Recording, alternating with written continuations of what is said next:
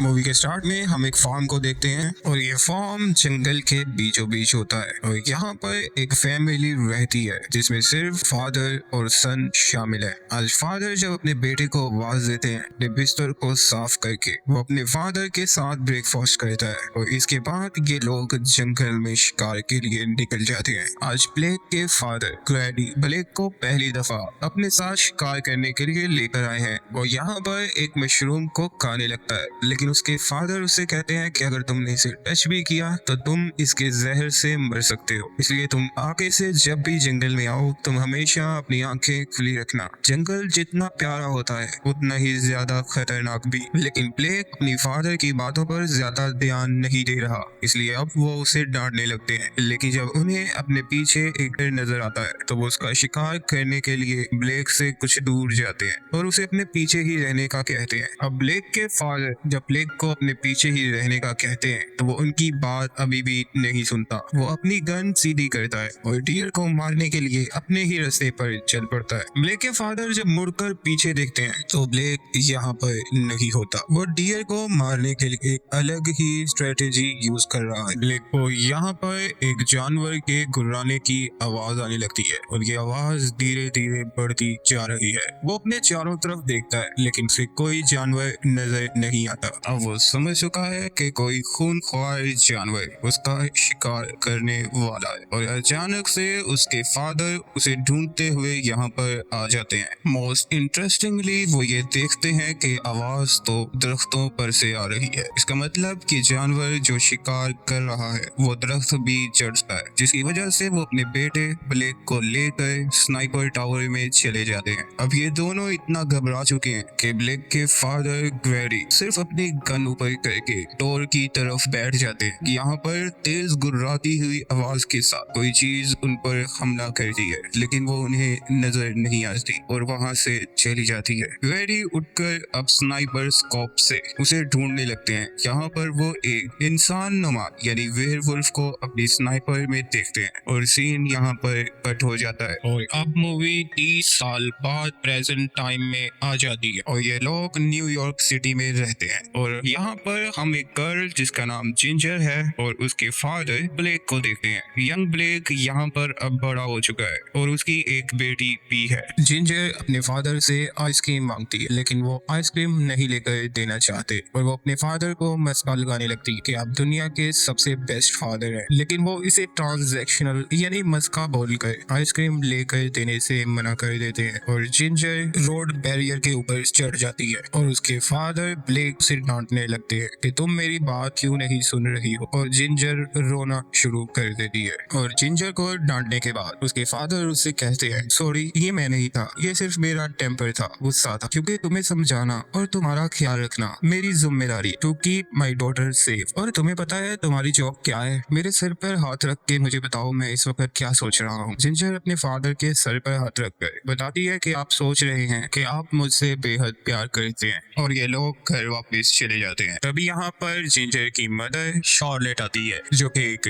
डाक को ब्लेक को देती है। उसके फादर को कोर्ट ने अब फाइनली डिसीज्ड घोषित कर दिया है, यानी वो मर गए हैं। और इस लेटर में होती हैं उसके फादर के फॉर्म की चाबियां जहाँ पर ब्लेक बचपन में रहा करता था। अब वो अपनी फैमिली को बताने लगता है। इस न्यूज से वो बहुत ज्यादा सैड हो गया और वो अपने फादर से कभी बात नहीं करता था। नेक्स्ट सीन में वो अपनी वाइफ से अकेले बात करने के लिए उसके ऑफिस के बाहर चला जाता है जहाँ पर वो उसे लंच ऑफर करता है और इसके बाद उससे इमोशनल बात करने लगता है। मेरा ख्याल है हम लोगों को उस जगह पर जाना चाहिए क्योंकि आखिरी बार मुझे मेरे फादर का स्टफ चीजें जो वहाँ पर पड़ी हुई है वो पैक कर लेनी चाहिए। हो सकता है हम वहाँ पर पूरा समर गुजारे और ये हमारी फैमिली के लिए बहुत अच्छा ट्रिप होगा। वहाँ पे बहुत खूबसूरत वैली है, माउंटेन है, बेहद खूबसूरत जगह है, तुम लोगों को वो जरूर देखनी चाहिए। शार्लेट भी अपनी बेटी के साथ टाइम स्पेंड करना चाहती है, इसलिए वो ओरिगोन जाने के लिए राजी हो जाती है। रास्ते में इन्हें पता चलता है कि सामने से ओरिगोन जाने वाला रास्ता परमानेंटली गवर्नमेंट ने बंद कर दिया हुआ है। इसमीन कि अब ये लोग वहाँ पर नहीं जा सकते ऑफिशियली और वहाँ पर अब कोई भी नहीं रहता। वो इलाका पूरी तौर पर खाली सुनसान। मैप नक्शे को देखते हुए यहाँ पर उन्हें ट्री हाउस में एक शख्स नजर आता है। वो इनसे पूछता है कि आप किधर जा रहे हैं। ब्लेक उसे बताता है कि मैं अपने डैड के फार्म पर जा रहा हाँ, तुम्हारे डैड कौन है? ग्रेडी। मेरे डैड का नाम ग्रेडी है। तभी वो शख्स ब्लेक को पहचान लेता है। वो होता है डेरिक, ब्लेक के बचपन का दोस्त। वो उसे बताता है कि ये जगह अब पहले से ज्यादा खतरनाक है और लगता है तुम यहाँ पर रास्ता भटक गए। गिरोह तुम्हारे डैड के फार्म हाउस पर नहीं जाती। मैं तुम्हें गाइड करता हूँ कि तुम्हें किस रास्ते से जाना है। और वो इनके साथ इनके ट्रक में बैठ जाता है। शार्लेट उसके बैठने से ज्यादा कंफर्टेबल फील नहीं कर रही और ऐसा लगता है कि जैसे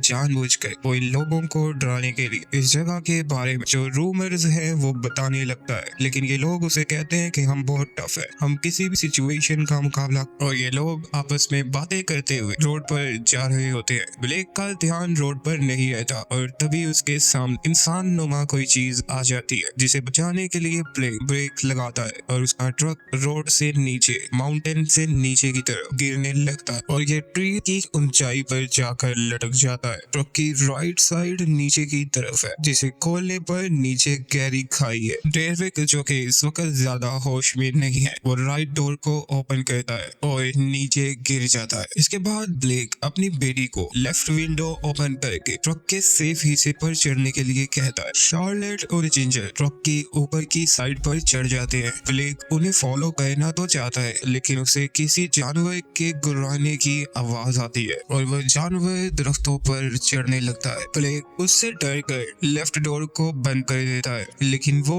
उसकी विंडो को तोड़ देता है और इसके बाद वो डेविड जो कि जमीन पर गिरा होता है उसे उठाकर वहां से ले जाता है और ट्रक जमीन पर आ गिरता है। अब ये लोग सेफली वहां से एस्केप करना चाहते हैं। ब्लेक को जगह देखकर याद आता है कि वो अपने फार्म से कुछ ही दूर है तो वो अपने फार्म की तरफ भागने लगते हैं लेकिन वो जानवर इन्हें फॉलो करता है और ये लोग भागते हुए अपने फार्म हाउस में घुस जाते हैं और वो दरवाजे को तोड़ने की बेहद कोशिश करता है। इसके बाद वो वहां से चला जाता है। ब्लेक अपने घर में ढूंढने लग जाता है कि कोई ऐसी जगह या कोई ऐसा डोर जो ओपन ना हो, कहीं वो जानवर घर के अंदर एंटर ना हो। तो अब वो पूरे घर में सर्च कर रहा है जबकि ये जानवर जो बाहर है वो हर डोर को ओपन करने की कोशिश करने लगता है जैसे कि इंसान डोर्स के हैंडल ओपन करते हैं। ब्लेक बेसमेंट में जाता है और यहाँ पर वो जनरेटर ऑन कर देता है। जनरेटर ऑन होने से घर की लाइट आ जाती है और अब ये लोग खुद को सेफ समझते हैं और राहत का सांस लेते हैं। वो जानते हैं कि वो इस जगह पर पूरी तरह से फंस चुके हैं लेकिन वो फिर भी यहाँ से वापस जाना चाहते, लेकिन उन्हें वेट करना होगा सुबह तक का। ब्लेक के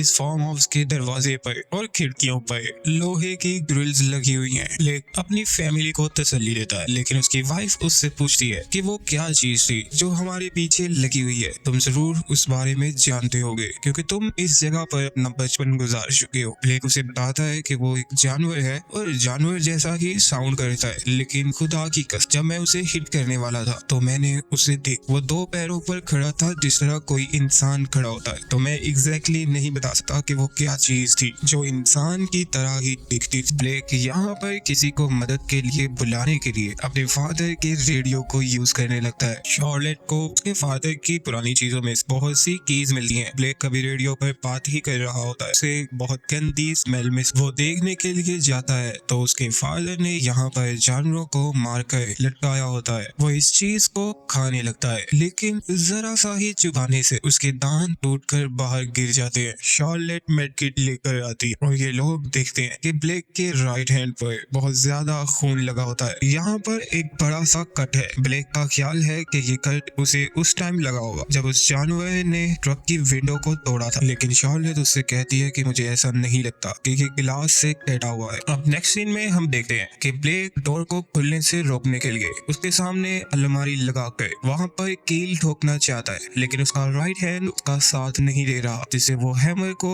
अपने ही हाथ पर मार लेता है। कंटिन्यूअसली उस जानवर की आवाज इस फार्म हाउस के छत पर चलने की और दरवाजा खोलने की कोशिश करते हुए इनको आ रही है जो कि इनके लिए काफी टेरिफाइंग सिचुएशन है। ब्लेक इस आवाज को फॉलो कर जाए और वो स्टेयर्स से पर चला जाता है। यहाँ पर उसे एक डोर नजर आता है। आवाज यकीनन इसके पीछे से ही आ रही है। ब्लेक डोर को ओपन करता है लेकिन यहाँ पर कोई नहीं होता। इसके बाद एक और डोर ब्लेक को नजर आता है। ब्लेक जब उसके करीब जाता है तो ऐसा ही लगता है जैसे आवाज बिल्कुल इसके पीछे से बहुत करीब से आ रही है लेकिन ब्लेक जैसे ही डोर ओपन करता है तो देखता है कि यहाँ पर अंदर सिर्फ एक स्पाइडर होती है। ब्लेक की सुनने की सेंस इतनी ज्यादा बढ़ चुकी है कि वो स्पाइडर के पैरों की आवाज को सुन रहा होता है और फिर वो वॉमिटिंग करने लगता है। इसके बाद उसे किसी जानवर की आवाज नीचे वाले फ्लोर से आती है, तो अब वो देखने के लिए डाउनस्टेयर्स आ जाता है। उसे मसलसल उस इंसान नुमा जानवर की तेज सांसें सुनाई दे रही हैं, लेकिन शार्लेट उसे सुन नहीं पाती, तो ब्लेक उसे चुप रहने का कहता है। शार्लेट हैरान है कि ब्लेक ऐसा क्या कर रहा है। वो जब अपनी विंडो के सामने जाता है तो देखता है कि वो इंसान नुमा जानवर अभी भी घर के अंदर घुसने की कोशिश कर रहा है। डोर के करीब जाने पर वो ब्लेक के पैरों को पकड़ लेता है। ब्लेक जमीन पर गिर जाता है और यहाँ पर शार्लेट उसे बचा लेती है। अब ब्लेक पूरी तरह से इन्फेक्टेड हो चुका है। यहाँ पर जनरेटर बंद हो जाता है और ब्लेक बेहोश हो जाता है, और जब उसे होश आता है तो वो देखता है कि ये अभी मिडनाइट का वक्त ही होता है और उसकी वाइफ और बेटी वहाँ से गायब है। वो उन्हें ढूंढने के लिए आगे बढ़ता है। वो उन्हें ढूंढते हुए स्टेयर्स से नीचे बेसमेंट में जाता है। उसे अपनी वाइफ की आवाज रिवाइव करती हुई सुनाई दे रही है। यहाँ पर उसे नजर आती है अपनी बेटी, और वाइफ रेडियो पर कांटेक्ट करने की कोशिश कर रही होती है और रेडियो पर किसी से कह रही होती है कि हम लोग यहाँ पर फंस गए, हमारे ऊपर किसी किस्म के जानवर ने हमला किया है और मुझे लगता है कि मेरे हस्बैंड किसी किस्म के वायरस से इन्फेक्टेड हो गए हैं और अब वो नहीं रहे, वो अपना आपा खो गए हैं और वो बात नहीं कर सकते, और वो बस इतना ही कहती है कि वो बेहद बीमार है, प्लीज हमारी मदद की जाए। इसके बाद वो हेलो हेलो बोलती है, लेकिन रेडियो पर दूसरी तरफ कोई भी नहीं होता। लेकिन उसके पीछे खड़ा ब्लेक उसकी सारी बात सुन लेता है। शार्लेट जब पीछे मुड़कर देखती है, ब्लेक जिसके चेहरे का रंग अब बदल चुका है और वो अपने चेहरे से ही जबरदस्त इन्फेक्टेड नजर आ रहा है। शार्लेट उससे कहती है कि मैं तुम्हारे लिए बहुत ज्यादा परेशान हूँ, मैं तुम्हें खोना नहीं चाहती, लेकिन ब्लेक उसके सामने खड़ा खड़पिस करने लगता है। शार्लेट उसे आगे बढ़कर संभाल से कहती है, चलो तुम्हें सीढ़ियों से ऊपर ले चलो। यहाँ पर शार्लेट ब्लेक को पेपर और पेंसिल देती है ताकि वो लिख सके कि उसके साथ क्या हो रहा है।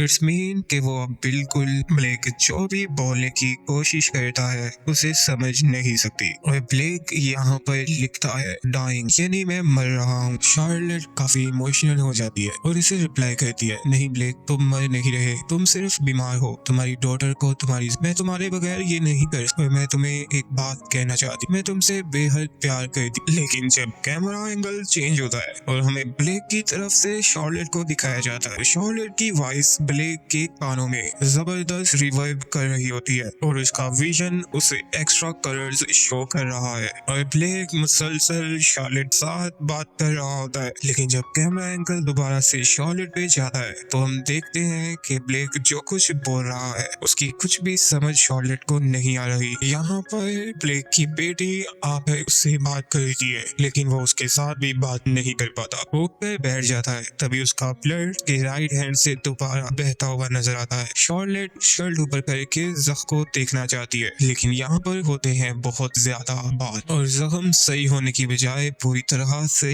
गल सड़ गया होता है और ब्लेक अपने दूसरे हाथ से उस पर खारिश करने लगता है और इसके बाद वो अपने राइट हैंड के उस जख्म को खाना शुरू कर देता है। खाते खाते उसका एक और दांत जमीन पर गिर जाता है। ब्लेक जैसे ही शार्लेट की तरफ देखता है तो अपने जख्म को खाना छोड़कर सीधा खड़ा हो जाता है और फिर वो वहां से चला जाता है। शार्लेट का जानवरों वाला बिहेवियर देखकर काफी सहम जाती है और वो उसके पीछे आती है, मानो जैसे वो उससे पूछना चाहती है। उसके मन में उससे रिलेटेड काफी सवालात, और फिर वो वहां से चली जाती। उसे विंडो से बाहर एक ट्रक खड़ा हुआ नजर आता है जो कि शायद ब्लेक के फादर का है, काफी पुराना ट्रक। अब वो डाउनस्टेयर्स जाती है कीज लेने के लिए जो कि उसे ब्लेक के फादर के सामान में से मिली थी, और वो बैटरी लेकर अपस्टेयर्स आती है। मानो के वो जानती है कि ब्लेक अब पूरी तरह से इफेक्टेड है और वो मरने वाला है। अब शार्लेट फ्रंट फुट पे खुद सब संभालेगी और वो नाइफ लेकर घर से बाहर निकलती है। शार्लेट, ब्लेक और उनकी बेटी ये लोग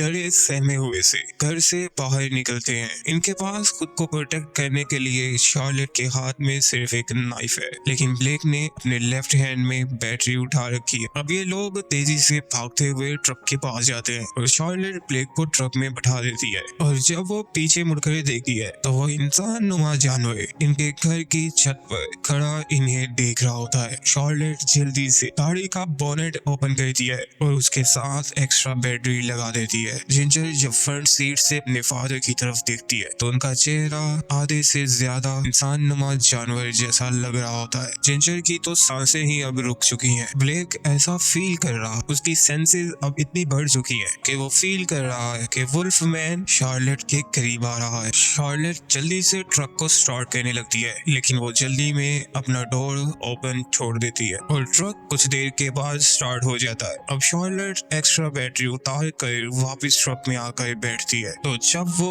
ट्रक के विंड क्लीनर को ऑन करती है ड्राइव करने के लिए, तो उसके बोनट पर वुल्फमैन चढ़ा होता है, जिसे देखकर ये लोग डर जाते हैं। काफी भयानक लग रहा होता है। अब वो गिलास को तोड़कर इन्हें पकड़ने लगता है, फिर वो ट्रक का गियर ही उतार देता है। उसका हाथ फर्स्ट विंड स्क्रीन में फंस चुका है। ये लोग मौका पाकर स्टेयर्स के सहारे ऊंची जगह पर चढ़ जाते हैं। ये जगह होती है प्लांट्स का ग्रीन हाउस, जिसके ऊपर पॉलीथीन का कवर होता है और वो कवर इनके वेट से आहिस्ता आहिस्ता टूटने लगता है और वुल्फमैन इसके अंदर चला जाता है और वो बार बार नीचे से जंप करके इन्हें पकड़ने की कोशिश करता है और फिर वो अपने पंजों से पॉलीथीन को काटना शुरू कर देता है। पॉलीथीन के फटने से जिंजर नीचे लटक जाती है। ब्लेक जब ये देखता है कि जिंजर और शार्लेट की जान खतरे में है, लेकिन वो तो मरने ही वाला है, तो वो उन दोनों को बचाने के लिए उन्हें घर की छत पर जाने का इशारा करता है और खुद वो इस जगह से नीचे जंप करके वुल्फमैन का ध्यान अपनी तरफ करके वहां से भागने लगता है। और ऐसा ही होता है। जिंजर और शार्लेट भागते हुए घर तक पहुंच जाते हैं, जबकि उन्हें पीछे से ब्लेक की जोर जोर से चीखने की आवाज आती, जैसे कि वेयरवुल्फ उसे चीर फाड़ कर रहा हो। अंदर जाने के बाद जिंजर अपनी मदर से कहती है कि तुमने मेरे फादर को बाहर ही छोड़ दिया, तुमने मेरे फादर को बाहर मरने के लिए क्यों छोड़ दिया। लेकिन शार्लेट रिप्लाई करती है कि वो तुम्हें बचाने के लिए बाहर रुक गई। तभी उन्हें अपने डोर पर दोबारा से वुल्फमैन की आवाज आती है और ये होता है ब्लेक, जो कि अंधेरे में बिल्कुल वुल्फमैन जैसा ही लग रहा होता है। शार्लेट और जिंजर उसे पहचानते हैं और फिर डोर ओपन करके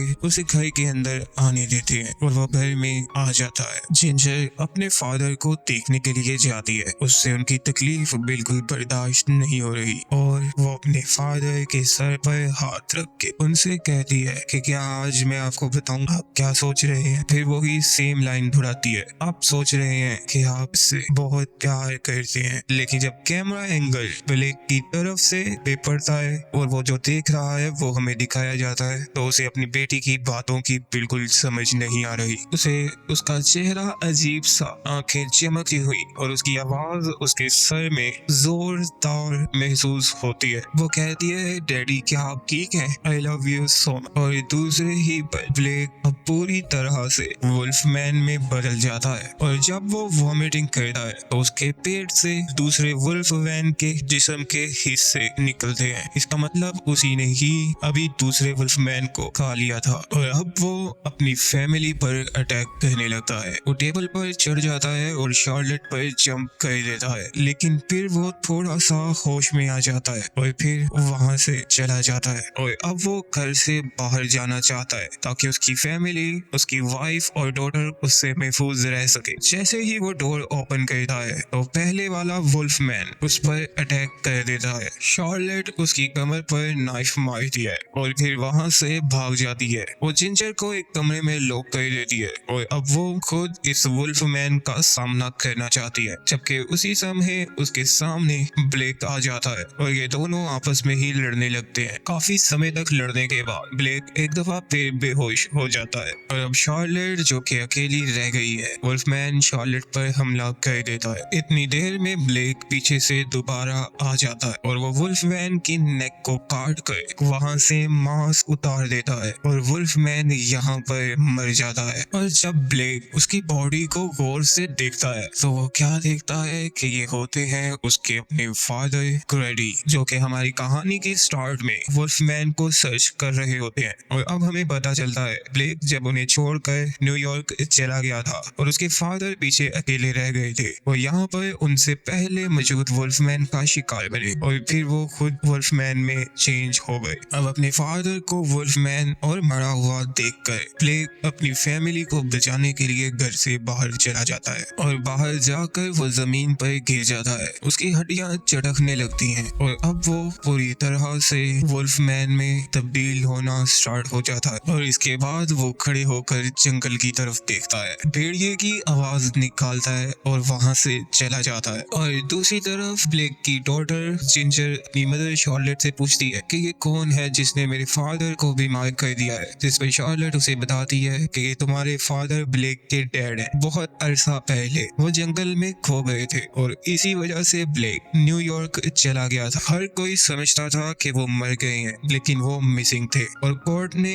एक लंबा अरसा इंतजार करने के बाद अब उन्हें मुर्दा डिक्लेयर किया था। इससे शार्लेट और जिंजर पर ये बात तो वाज़ेह हो गई है कि वुल्फमैन बनने के बाद अब ब्लेक को भी होश नहीं रहेगा और वो भी इन पर हमला कर सकता है। इसलिए अब इन्हें बचकर सुरक्षित यहाँ से बाहर निकलना होगा। और अगले ही लम्हे ये देखते हैं कि ब्लेक, जो कि अब पूरी तरह से वुल्फमैन में बदल चुका है, वो इन पर हमला करने के लिए घर में एंटर होने की कोशिश करने लगता है और फिर वो एक विंडो तोड़कर घर के अंदर एंटर हो जाता है और फिर वो जिंजर के पीछे आकर खड़ा हो जाता है। जैसे ही शार्लेट उसे देखती है तो ये दोनों चीखने लग जाते हैं, लेकिन वो इन पर हमला नहीं करता। वो अपना हाथ जिंजर की तरफ बढ़ाता है, जिस पर शार्लेट उसे नाइफ मार देती है और फिर वो जस्ट उसके हाथ से नाइफ छीन लेता है और अब ये दोनों गराज में जाकर छुप जाते हैं। और यहाँ पर शार्लेट को एक चेन नजर आती है। ब्लेक वुल्फमैन इनके पीछे आता है और वो गराज के दरवाजे को नीचे से तोड़कर फिर वहाँ पर गुजरने के लिए खड्डा बनाने लगता है। गराज में इतना ज्यादा अंधेरा है कि ये दोनों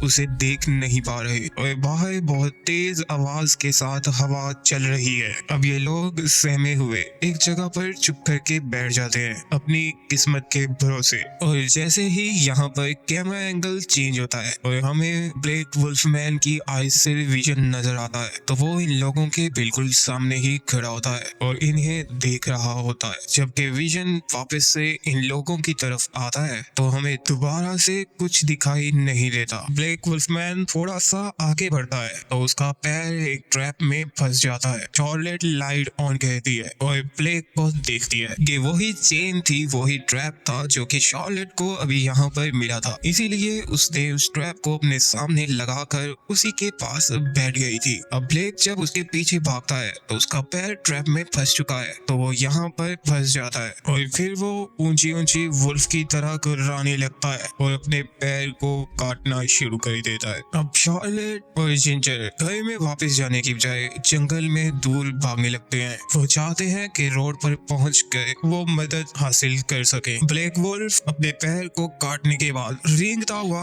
उन्हें फॉलो करने लगता है और इन्हें देखकर वो इनकी तरफ मुंह करके जोर से दौड़ता है। उसकी आवाज सुनकर ये लोग सहम कर एक जगह पर खड़े हो जाते हैं और फिर इन्हें नजर आता है स्नाइपर टावर के पड़ा हुआ किसी शख्स का राइट हैंड और यहाँ पर उन्हें स्नाइपर राइफल और छोटी गन मिलती है और ब्लेक ट्रक की छत पर चढ़ जाता है। वो दूर से और ऊंचाई से इनकी तरफ देखता है और फिर इन्हें पकड़ने के लिए इनके पीछे भागता है, जबकि ये लोग उतनी देर में बचते बचाते स्नाइपर टावर में चढ़ जाते हैं और ब्लेक भी इनके पीछे स्नाइपर टावर तक पहुंच जाता है। शार्लेट स्नाइपर उसकी तरफ करती है लेकिन वो शूट नहीं करती। ब्लेक वुल्फमैन जब अपनी बेटी की तरफ देखता है तो उसका रिएक्शन थोड़ा चेंज हो जाता है और जिंजर अपनी मदर से कहती है कि मुझे लगता है कि ये चाहते हैं कि आप इन्हें शूट कर लें और ब्लेक का रिएक्शन भी कुछ ऐसा ही होता है। लेकिन शार्लेट के शूट ना करने पर